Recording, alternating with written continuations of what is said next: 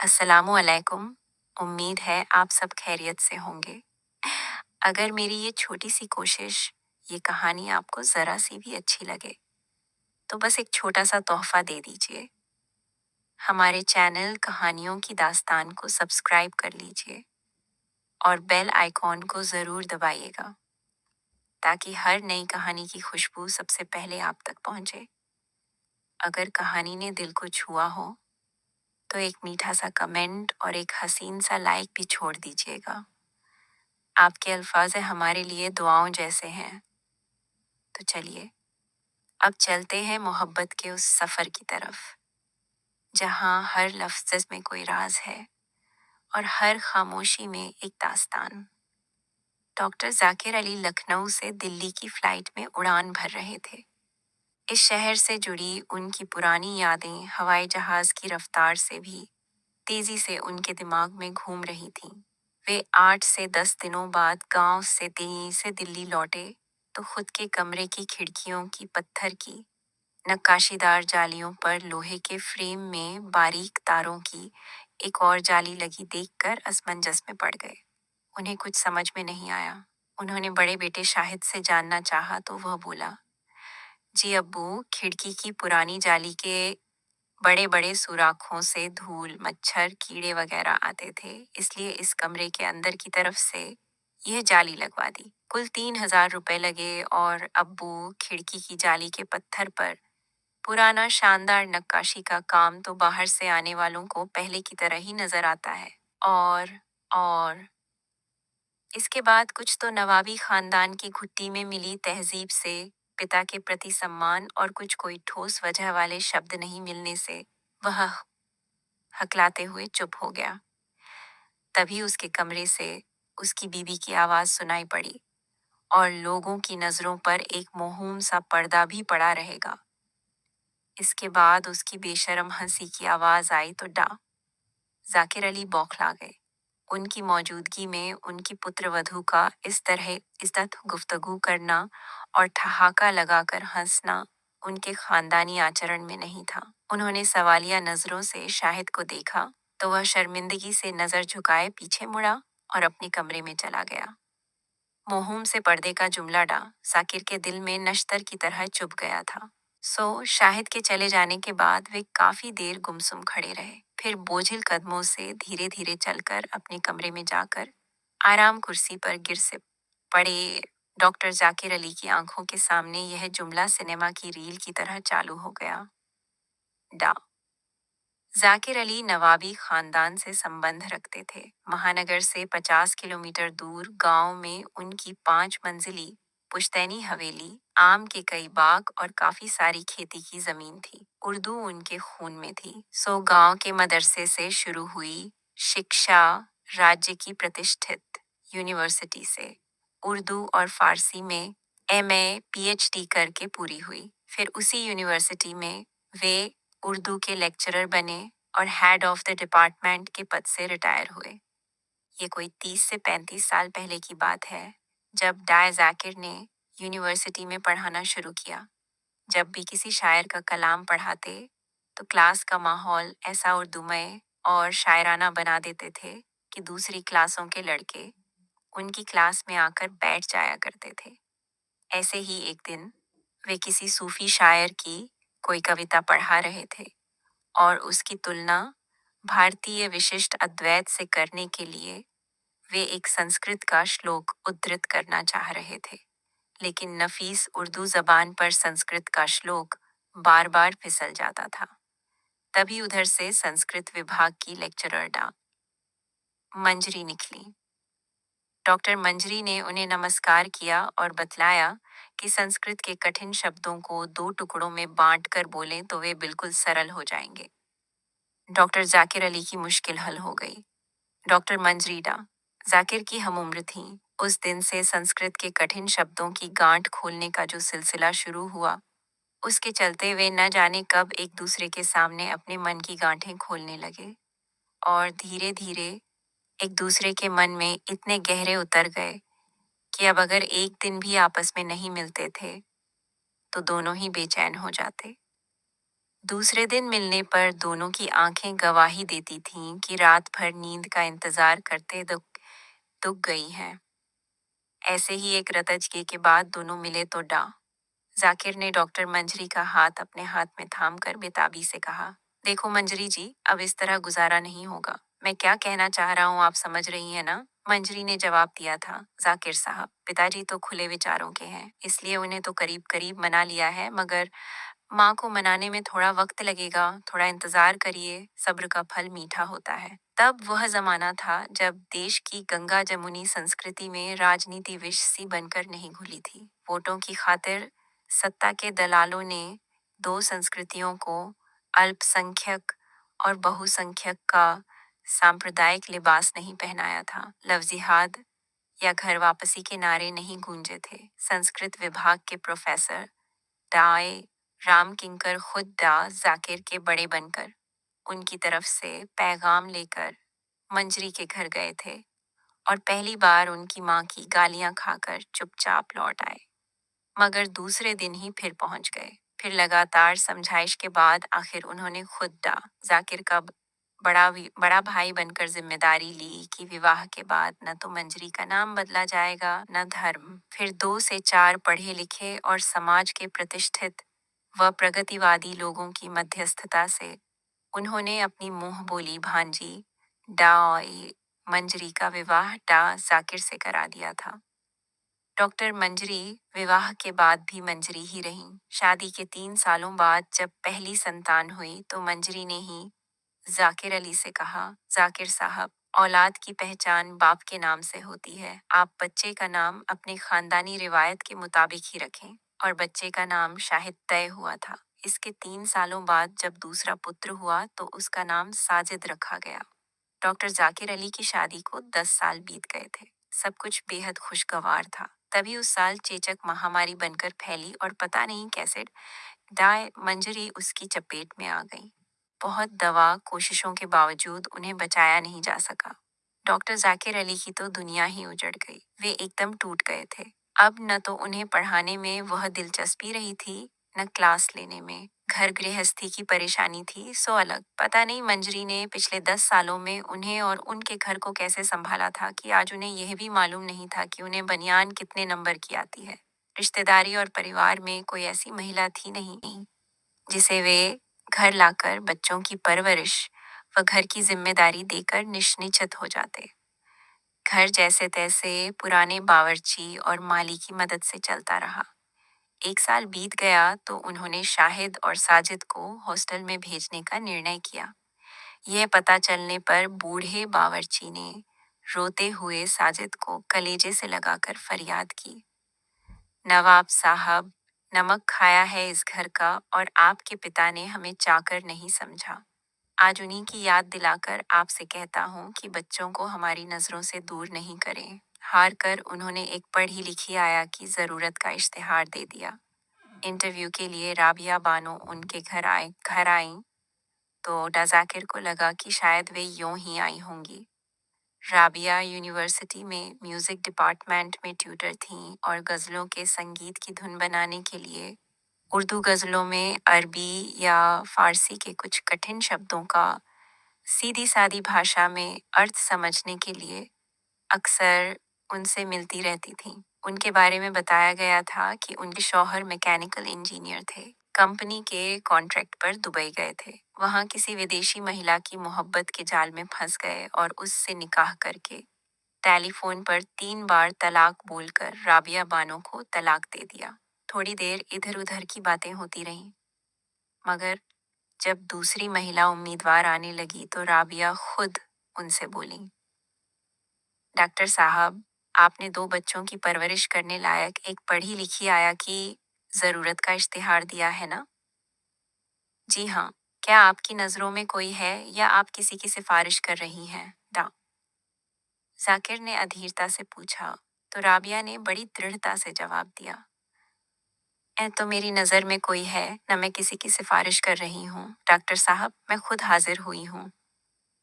जवाब सुनकर वे ऐसे चौंके थे जैसे कोई करंट का जोरदार झटका लगा हो, मगर बोले, आप ये क्या कह रही हैं राबिया जी? आप आगे कोई उपयुक्त शब्द नहीं मिलने के कारण वे खुद को बेहद असहज महसूस करते हुए चुप हो गए। उनकी स्थिति को समझते हुए राबिया ने बड़ी संजीदगी से जवाब दिया, डॉक्टर साहब, मैं पूरे होशो-हवास में आपके सामने यह प्रस्ताव रख रही हूँ। पिछले 4 सालों से मैं अकेली इस समाज के भेड़ की खाल ओढ़े भेड़ियों से अपने को महफूज रखने की जंग लड़ते जूझते पस्त हो गई हूँ। तलाकशुदा अकेली औरत को हौलैद हर कोई मिठाई का टुकड़ा समझकर निगल जाना चाहता है। पहले वर्किंग वुमेन हॉस्टल में रहती थी। वहाँ की वार्डन महोदया देखने में तो हम जैसी अकेली औरतों की बड़ी हमदर्द थीं, मगर वास्तव में वे भड़वागिरी करती थीं। वहाँ से निकलकर यूनिवर्सिटी के गर्ल्स हॉस्टल में रहने लगी तो कुछ दिनों बाद ही वहाँ के वार्डन महोदय को उर्दू सीखने का शौक चढ़ाया और वे इस बहाने देर रात गए मेरे कमरे में जमने लगे। फिर उर्दू की सस्ती किताबों में बाजारू लेखकों के द्व्यर्थी इशारों को समझने के बहाने घटिया हरकतें करने लगे। तो एक दिन मैंने उन्हें सख्ती से डांट दिया। बस 2 सप्ताह में ही उन्होंने मुझे वहां से यह कहकर हटवा दिया कि मेरे रहने पर गर्ल्स स्टूडेंट्स को एतराज है। अब जिस सोसाइटी के फ्लैट में रह रही हूँ वहाँ के सेक्रेटरी साहब वैसे तो छोटी बहन कहते हैं, मगर बात बात में गले लगाने और देर रात को खास तौर पर उनकी नर्स पत्नी की नाइट ड्यूटी होने पर मेरी खैरियत के बहाने मेरे घर का दरवाजा थपथपाने के पीछे छिपे उनके मकसद, उनकी नीयत को मैं समझ रही हूँ। आप भले ही इसे मेरी बेहयाई कहें या फिलहाल मुझे किसी लालच से प्रेरित समझें, मगर मैं आपके पास यह ख्वाहिश लेकर आई हूँ कि मुझे आया नहीं, इन बच्चों की माँ बनकर इनकी परवरिश करने का मौका दे। मैं वादा करती हूँ कि आपकी दौलत और ज़मीन जायदाद से मेरा कोई संबंध नहीं रहेगा। सिर्फ आपकी और इन बच्चों की खिदमत में जिंदगी गुजार दूंगी। बस आपसे सिर्फ यह गुजारिश करूंगी कि अगर मुझसे कभी कोई खता हो जाए तो इसी घर के किसी कोने में नौकरानी बनकर पड़े रहने की इजाजत दे दीजिएगा। उस सूरत में मुझे तलाक की सजा मत दीजिएगा। कहते कहते राबिया की आवाज रूंध गई और आंखों से आंसू टपकने लगे। उनकी बात सुनकर डा जाकिर बेहद उलझन में पड़ गए थे। वे राबिया को पिछले 4 सालों से जानते थे। उनके बारे में कभी कोई इधर उधर की बात नहीं सुनी थी, मगर ऐसा कैसे मुमकिन होगा सोचते हुए बेहद असमंजस में वे इधर उधर टहलने लगे। तो बूढ़े बावर्ची चाय लेकर पेश हुए और बोले, नवाब साहब, छोटे मुंह बड़ी बात कहने की गुस्ताखी कर रहा हूँ। मेरी आपसे अपील है कि इनकी बातों पर गौर फरमाएं। हमें इनकी बातों में सच्चाई नजर आती है मालिक। बूढ़े बावर्ची की समझाइश में कुछ ऐसा असर था कि 1 सप्ताह बाद ही एक साधारण से समारोह में राबिया बानो बेगम जाकिर अली बन गई। इसके 2 सप्ताह बाद ही जब राबिया ने यूनिवर्सिटी की सेवा से अपना त्यागपत्र देने की घोषणा की तो डाइनी गाई रीता जाकिर ने ही कहा था, राबिया, अभी तुम ट्यूटर हो, जल्द ही तुम्हारा प्रमोशन होने वाला है और जहां तक मैं समझता हूँ तुम्हें संगीत से लगाव महज प्रोफेशनल नहीं है, वरना किसी गजल को बिल्कुल अक्षर सही समझकर उसकी धुन तैयार हो। यह जनून प्रोफेशनल में नहीं, डिवोशनल में ही हो सकता है, जो संगीत को एक इबादत का दर्जा देता हो। तुम्हें यूनिवर्सिटी की नौकरी नहीं छोड़नी चाहिए। उनकी लंबी तकरीर सुनकर राबिया बेगम ने सिर्फ इतना कहा था, जनाब, बच्चों की सही परवरिश और घर गृहस्थी की देखभाल भी एक इबादत है। संगीत की इबादत के लिए यूनिवर्सिटी की नौकरी की नहीं, रियाज की जरूरत होती है। मैं वक्त निकाल कर रियाज करती रहूंगी और उन्होंने इस्तीफा भेज दिया था। बीते दिन फिर से लौटने लगे। राबिया की प्यार भरी देखभाल से बच्चे बेहद खुश रहते। डॉक्टर जाकिर बार बार राबिया बेगम से संगीत का रियाज जारी रखने की अपील करते। राबिया बेगम को इतने बड़े घर की देखभाल और बच्चों की परवरिश से बहुत कम समय मिलता था। फिर भी जब भी समय मिलता वे रियाज करती। उनकी आवाज में वह कशिश थी कि जब वे कोई गजल गाती थीं तो किसी खास भावुक पंक्ति की रवानगी पर वे इस कद्र भावुक हो जाती थीं कि शब्द आंसू बनकर उनकी आंखों से बहने लगते थे और जाकिर साहब खुद की शायराना भावुकता से उनके आंसुओं को गजल के ख्याल मानकर अपने होठों से चूम लेते थे। ऐसे ही 20 से 22 साल कब बीत गए पता ही नहीं चला। जाकिर साहब रिटायर हो गए। बच्चे अच्छे प्रतिष्ठित शैक्षणिक संस्थानों में पढ़ाई पूरी करके अच्छी नौकरियों में लग गए। जाकिर साहब अब पूरी तरह किताबों में डूबे रहते। शाम को वे राबिया बेगम से कोई गजल सुनाने के बहाने रियाज के लिए प्रेरित करते थे। उस दिन राबिया बेगम फैज साहब की गजल के अशार लय में गा रही थीं। गरचे मिल बैठे जो हम तुम, वो मुलाकात के बाद अपना एहसासे जियां जानिए कितना होगा। हम सुखन होंगे जो हम तुम तो हर एक बात के बीच अनकही बात का मुहूम सा पर्दा होगा। अशार के आखिरी मिसरे को गाते हुए राबिया इतनी भावुक हो गईं कि शब्द उनकी आंखों से बहने लगे। तो हमेशा की तरह जाकिर अली अपनी कुर्सी से उठे और उन्होंने राबिया बेगम का चेहरा अपने हाथों में थामकर उनके आंसुओं को होठों में समा लिया। संयोग से उसी समय शाहिद की बेगम खरीदारी करके लौटी थी। कई सारे बैग्स के बोझ को हाथों में बदलने के लिए वह उनके कमरे की इस आदमकद खिड़की के बाहर रुकी थी। तभी उसने इस भावनात्मक दृश्य को देखा और अपने पति से शिकायत लगाई। इस उम्र में यह आशनाई तौबा तौबा। अगर कोई बाहर का आदमी देख लेता तो आप इन आदमकद खिड़कियों पर पर्दा लगवाने के लिए तो कहिए। दरअसल बात यह थी कि इस हवेली नुमा मकान के आखिरी कोने पर बने इस आदमकद खिड़कियों वाले कमरे पर शाहिद की बीवी की मुद्दत से नजर थी। कमरे के बाहर फलदार पेड़ों की कतार और फूलों की क्यारियां थीं।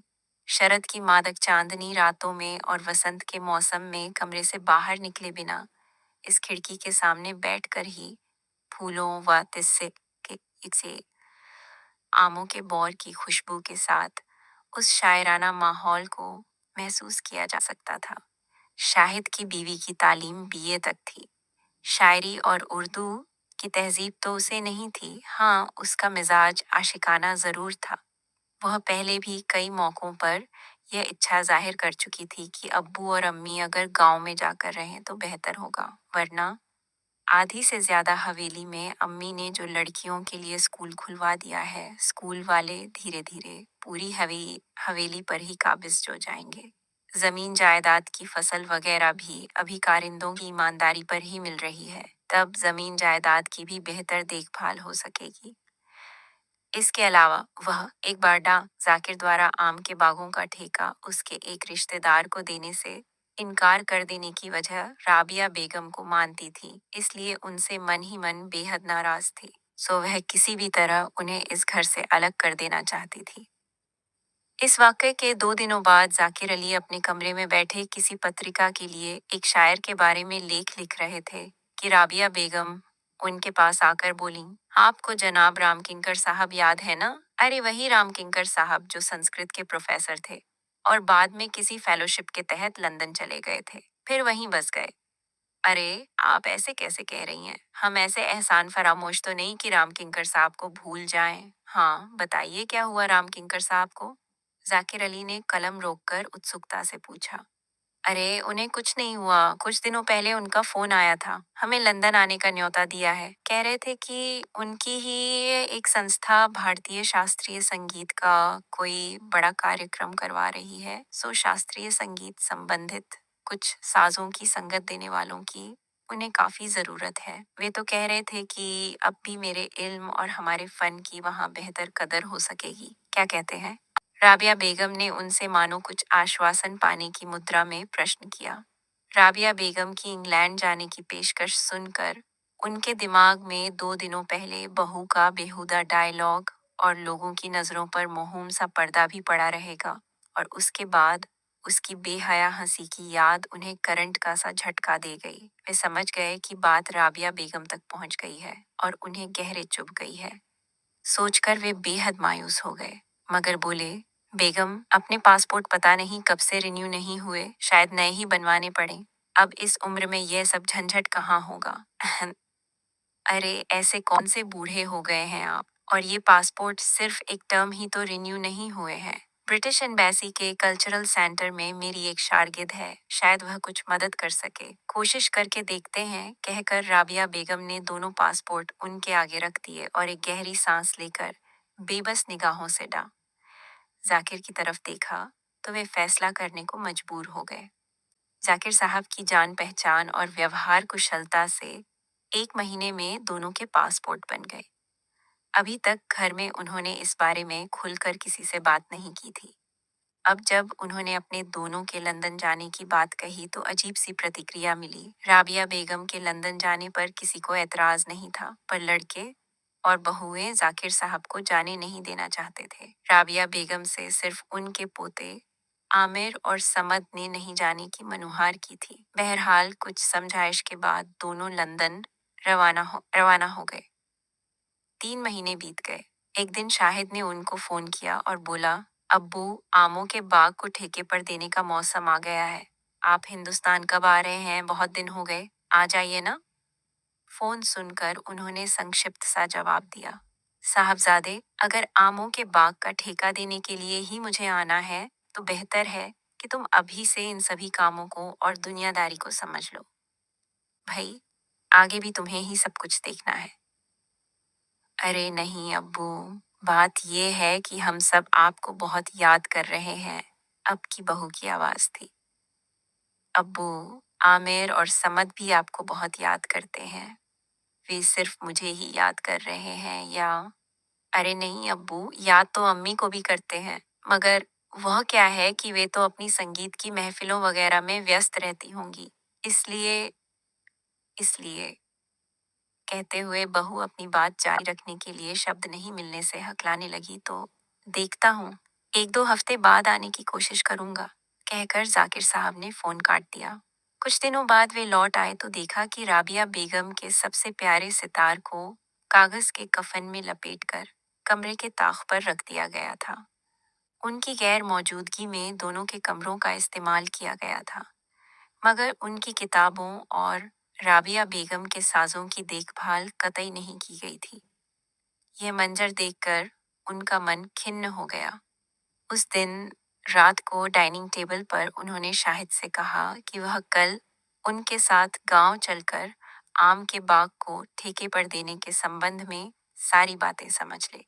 3 से 4 रोज में वे लंदन वापस लौट जाएंगे तो शाहिद बोला, अब्बू, आप वहां जाकर क्या करेंगे? अम्मी तो अपनी महफिलों में व्यस्त रहती होंगी, आप अकेले के अकेले। बात अधूरी छोड़कर वह पता नहीं क्यों रुक गया। शाहिद की बात सुनकर आज पहली दफा उनको लगा कि उनके बेटे जवान और समझदार ही नहीं, दुनियादार भी हो गए हैं।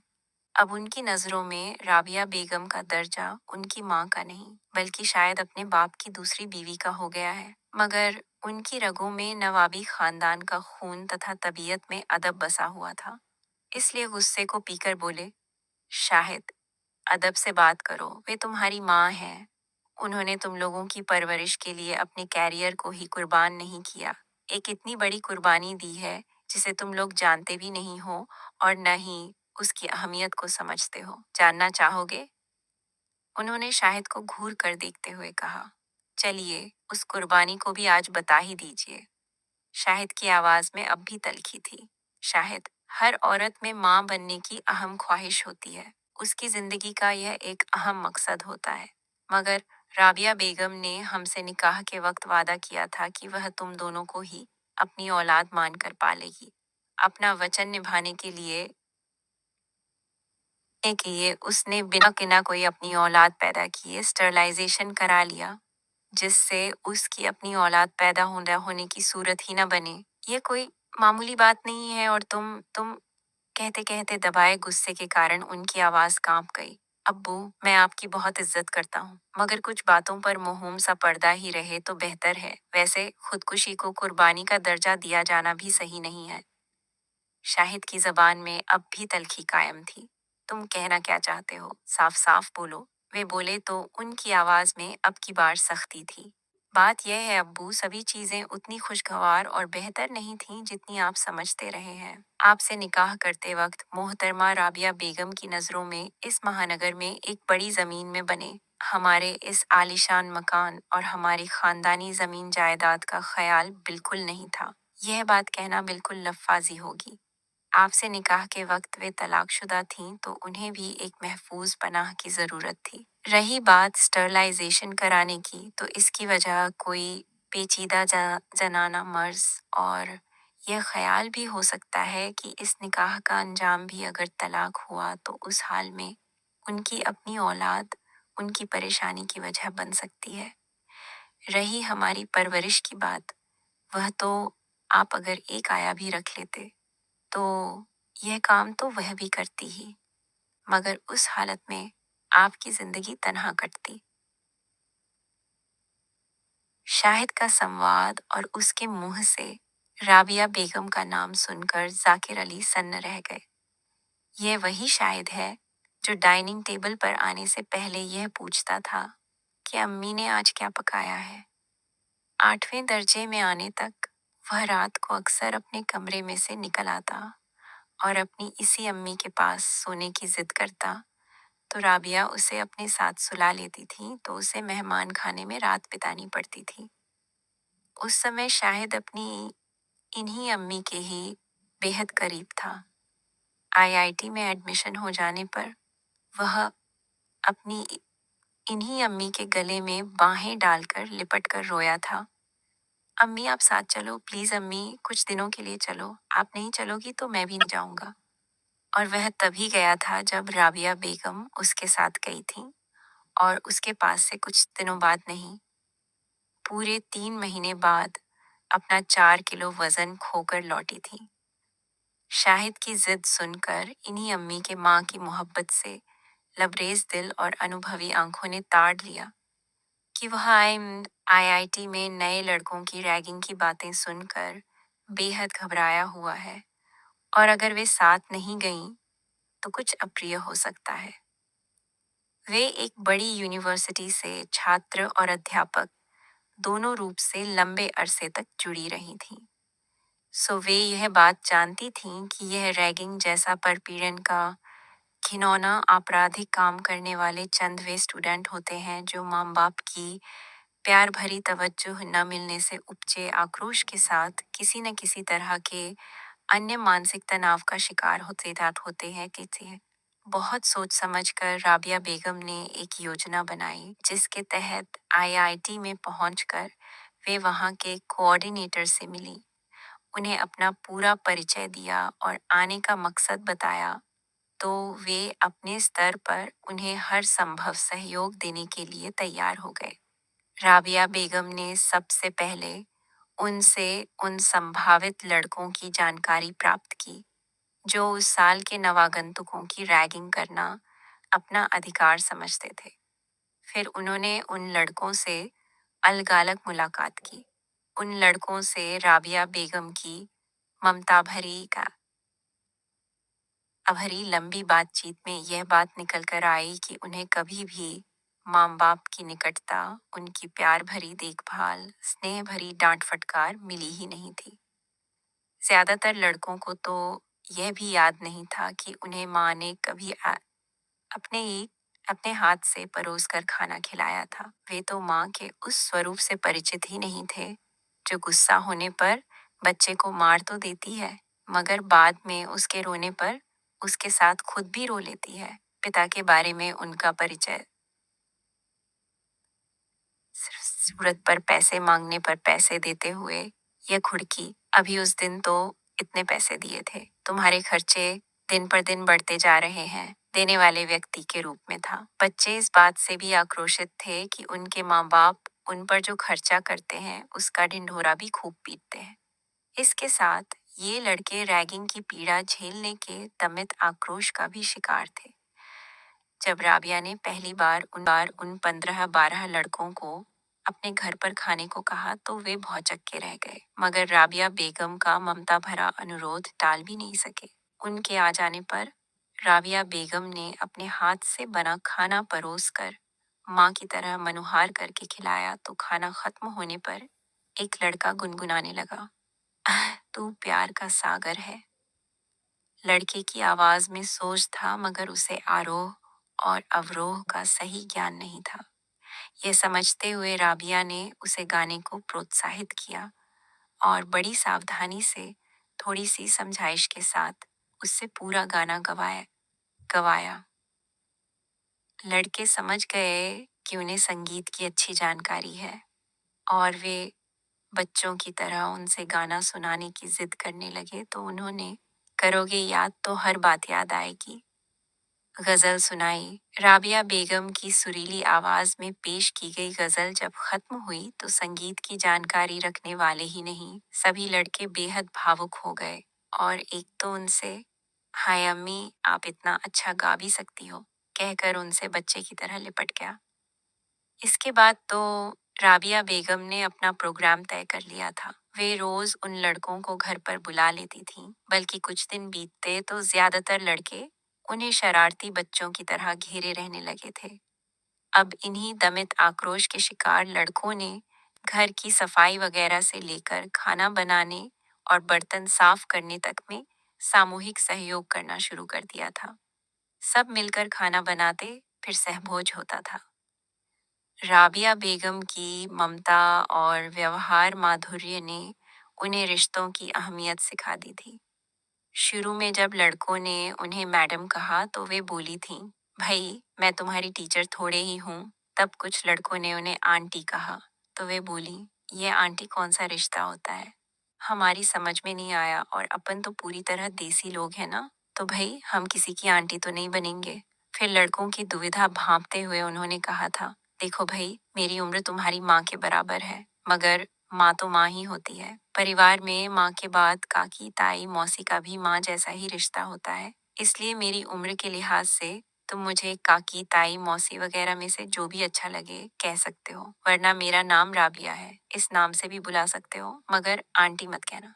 पता नहीं क्यों ये आंटी मुझे अजीब लिजली सी सी लगती है, जिसमें न जाने कौन कौन छिपी बैठी है। उनकी बात सुनकर लड़के एक बार तो हंस पड़े। फिर कुछ लड़कों ने उन्हें जिद करके अम्मी मम्मी कहना शुरू कर दिया और बाकी काकी मौसी वगैरह कहने लगे थे। तो उन्हें अम्मी कहने वाले लड़कों से शाहिद के मुंह से बेअख्तियार निकल गया, जनाब आप हमारी अम्मी के प्यार में हमारे हमारे से अपरिकति अरिकति आ, नि- ए- था। सारा वाकया पहली छुट्टियों में घर आने पर इसी शाहिद ने खुद अपने मुंह से सुनाया था। राबिया बेगम के व्यवहार से लड़कों की संख्या में रोज इजाफा हो जाता था। अब ज्यादातर नवागंतुक भी सीनियर्स का सामीप्य राबिया बेगम की देखभाल में पाने के लिए आने लगे थे। राबिया बेगम तो सभी को अपने बच्चों के बड़े कुटुंब में शामिल कर लेती थी, मगर 2 महीने लगातार इतने सारे लड़कों के बनाए परिवार के लिए खाने की व्यवस्था कराने, सबको एकजुट बनाए रखकर शाहिद की सुरक्षा के लिए विरोधी अभियान चलाए रखने की कोशिश में रात दिन मेहनत करने से राबिया बेगम का स्वास्थ्य काफी गिर गया। फिर भी उन्हें इस बात की तसल्ली थी कि इस अवधि में उन्होंने शाहिद के लिए जो दोस्ताना माहौल बना दिया है, उससे शाहिद अब इस संस्थान से डिग्री लेने तक रैगिंग वगैरह से महफूज रहेगा। इस तरह 8 से 10 सप्ताह बीत गए। वह दिन आ गया जब नए छात्रों को पुरानों के साथ सामंजस्य बिठाने वाला फ्रेशर्स डे मनाया जाता है। पुराने यानी सीनियर्स और जूनियर्स का सहभोज होता है और रैगिंग पर घोषित विराम लग जाता है।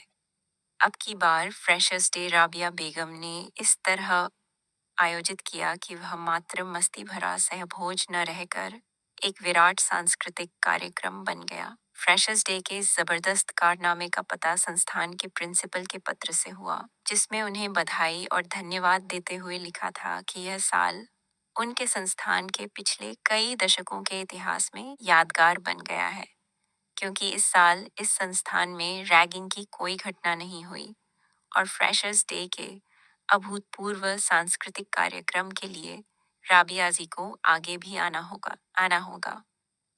उन दिनों के शाहिद और आज के शाहिद की तुलना करते हुए जाकिर साहब डाइनिंग टेबल पर खामोश बैठे थे। सभी इंतजार में थे कि वे खाना शुरू करें तो खाना खाएं, मगर जाकिर साहब यह कहकर उठ गए, शुक्रिया साहबजादे, आज आपने ही भी हमें खुदकुशी और कुर्बानी में फर्क का इल्म करा दिया। और उन्होंने अपने कमरे का दरवाजा बंद कर लिया। काफी सोच विचार कर उन्होंने एक फैसला कर लिया, घर के लोगों ने सुबह उठकर देखा कि जाकिर साहब और राबिया बेगम के कमरों के दरवाजों पर ताला लगा हुआ है और जाकिर साहब घर में नहीं है। ऐसा तो कभी नहीं हुआ। जाकिर साहब और राबिया बेगम घर के बाहर भी जाते थे तब भी कमरों के दरवाजे हमेशा खुले रहते थे। एक दफा जाकिर साहब ने बेगम से कहा था, बेगम कम से कम दरवाजा बंद कंडी तो लगा दिया करो। तो राबिया बेगम ने जवाब दिया था, हमारे कमरों में ऐसा क्या रखा है जिसे अपने ही बच्चों की नजरों से पर्दा कराया जाए। अब्बू इतनी सुबह गए कहाँ? इस प्रश्न पर सोचते सोचते दोनों लड़के आपस में उलझ गए। साजिद ने साफ कह दिया, गलती शाहिद भाई की है। अम्मी ने हमारे साथ कभी कोई बदसलूकी नहीं की, बल्कि हमेशा प्यार से हमारी परवरिश की। फिर शाहिद भाई के मन में ऐसे ख्यालात कैसे पैदा हुए जिनकी वजह से कल उसने अब्बू के सामने अम्मी के खिलाफ ऐसी बेहुदा बातें की। अगर किसी वजह से उनको निजी तौर पर अम्मी के खिलाफ कुछ शिकायत थी तो उसे मोहूम से पर्दे में ही रहने देते। इस तरह अब्बू के सामने उन्हें पेश करके क्या हासिल हुआ? अरे कुछ हासिल होना तो दूर, मुझे तो ऐसा लगता है कि हम कहीं अब्बू को खो न दें। इतना कहकर साजिद चुप हो गया। थोड़ी देर खामोशी पसरी रही, फिर साजिद ही बोला, चलो अब चलकर ढूंढो तो सही, अब्बू गए कहाँ हैं आखिरकार। दोनों भाई चलने को तैयार हुए ही थे कि दरवाजे की घंटी बजी। गेट पर एक ऑटो चालक को खड़ा देखकर शाहिद भिनभिनाया, अब यह कौन है? एक नई मुसीबत सुबह ही सुबह। अरे चुप रहिए, देखिए कहीं अब्बू ही ना हो, शाहिद की बीवी ने डांटते हुए कहा। ऑटो रिक्शा वाला घर के लोगों को बाहर आया देखकर गेट खोलकर अंदर आ गया और बोला, हजरात आप जनाब डा साहब के साहबजादे ही हैं ना? हाँ, मगर आप कौन हैं? और डॉक्टर साहब यानी हमारे अब्बू कहाँ हैं? कहाँ हैं? क्या? दोनों के सवाल के जवाब में ऑटो चालक बोला, साहबान हमारा नाम रमजानी है, हम आपके पास की कच्ची बस्ती में ही रहते हैं। पहले यूनिवर्सिटी की डिलीवरी वैन चलाते थे, 3 साल से रिटायर हो गए। रिटायर होने से गुजर बसर में परेशानी होने लगी तो डॉक्टर साहब ने हमें यह ऑटो रिक्शा अपनी जमानत पर फाइनेंस करा दिया। आज सवेरे 4 बजे के करीब डॉक्टर साहब हमारे घर आए और बोले, रमजानी तुम्हें बेवक्त जगाकर तकलीफ दे रहे हैं, लेकिन अगर तुम हमें अभी एयरपोर्ट छोड़ दोगे तो हमें सुबह 6 बजे दिल्ली के लिए फ्लाइट मिल जाएगी और वहां से शाम को हमें लंदन की फ्लाइट मिल जाएगी। तुम्हारी भाभी को वहां अपने इस पुराने सितार की बड़ी जरूरत है। अगर यह मेहरबानी कर दो तो काम बन जाएगा। हजरात, डॉक्टर साहब के ये शब्द सुनकर हम तो शर्म से ऐसे गड़ गए कि उन्हें सलाम करना तक भूल गए। जल्दी से कपड़े पहने, ऑटो निकाला और उन्हें बिठाकर चल दिए। एयरपोर्ट पहुंचकर वे ऑटो से उतरे, सितार निकाला और 1000 का एक नोट हमारे हाथ में थमाकर बोले, रमजानी मेरे पास छुट्टा नहीं है, तुम्हारी बोहनी का समय है, रख लो, देखो मना मत करना। यह कहकर हमारी मुट्ठी बंद करके तेजी से एयरपोर्ट की बिलमिडक में दाखिल हो गए। हम तो बोडम की तरह देखते ही रह गए। भैया हम डॉक्टर साहब की बहुत इज्जत करते हैं, सो एयरपोर्ट तक का किराया 120 रुपए रख लिया है, बाकी के यह 880 रुपए आप हजरात रखें। कहकर उसने कुछ नोट शाहिद के हाथ पर रख दिए, फिर बोला, हाँ ये खत भी दिया था घर पर देने को। कहकर कमीज की जेब से एक लिफाफा निकालकर शाहिद के हाथ में थमाकर सलाम करके वह चला गया। ऑटो चालक के जाते ही साजिद ने शाहिद से तल्ख आवाज में कहा, अब जनाब लिफाफा खोलकर खत पढ़कर बताने की जहमत फरमाएं कि अब्बा हुजूर आपकी तकरीर से खुश होकर क्या पैगाम दे गए हैं। शाहिद ने कांपते हाथों से लिफाफा खोला। कॉपी के एक पन्ने पर शायद चलते वक्त कांपते हाथों से लिखा था, शाहिद साहब, राबिया बेगम के बारे में आपने अपने ख्यालात को आज तक मुहूम से पर्दे में रखा, उसके लिए शुक्रिया। अगर आपके ख्यालात उनकी मौजूदगी में रोशन होते तो शायद वे तो शर्म और दुख से जीते जी ही मर जाती। हम कोशिश करेंगे कि अब इस घर में कभी वापस आना ना हो। हमारे पास इल्म और फन के साथ आपसी प्यार मोहब्बत और विश्वास की जो अकूत दौलत है उसके सहारे हम मजे से जिंदा रह लेंगे। तुम सब खुश रहो। खत के अंत में उन्होंने हमेशा की तरह तुम्हारा अब्बू नहीं लिखकर लिखा था, किसी का कोई नहीं। जाकिर अली। खत का मजमून सुनकर घर के सभी लोग थोड़ी देर गुमसुम खड़े रहे और शाहिद को तन्हा छोड़कर कोठी के अंदर चले गए। पता नहीं कितना समय गुजर गया। अचानक अजब तरह के शोर से शाहिद चौंका। उसने देखा एक मादा लंगूर कोठी के बाग के एक पुराने पेड़ की सबसे ऊंची शाखा पर चढ़कर वहां से हवेली की छत पर पहुंचकर महफूज पनाह पाने के जुनून में पेड़ों के बीच में से निकल रहे बिजली के तारों की चपेट में आकर शायद मर गई है। हाई टेंशन पावर के तार होने से उसका शरीर फट गया था, मगर पता नहीं कैसे उसकी गोद में चिपका उसका छोटा सा बच्चा उसकी गोद से गिरकर नीचे जमीन पर आ पड़ा था। मादा लंगूर को तारों में लटकता देखकर सारे लंगूर पेड़ पर चढ़कर हूप हूप की आवाज में चिल्लाकर अपना आक्रोश प्रकट कर रहे थे। उधर माँ की गोद से छिटककर जमीन पर पड़ा छोटा सा बेसहारा बच्चा अपनी भाषा में अपनी माँ को पुकार रहा था और रक्षा की गुहार लगा रहा था। लंगूर के बच्चे को जमीन पर पड़ा देखकर लंगूरों का जानी दुश्मन, उनका पालतू शेफर्ड जाति का खूंखार कुत्ता उसकी तरफ लपका। वह उसके करीब पहुंच ही गया था कि अचानक पेड़ की डाल से एक मादा लंगूर कूदी।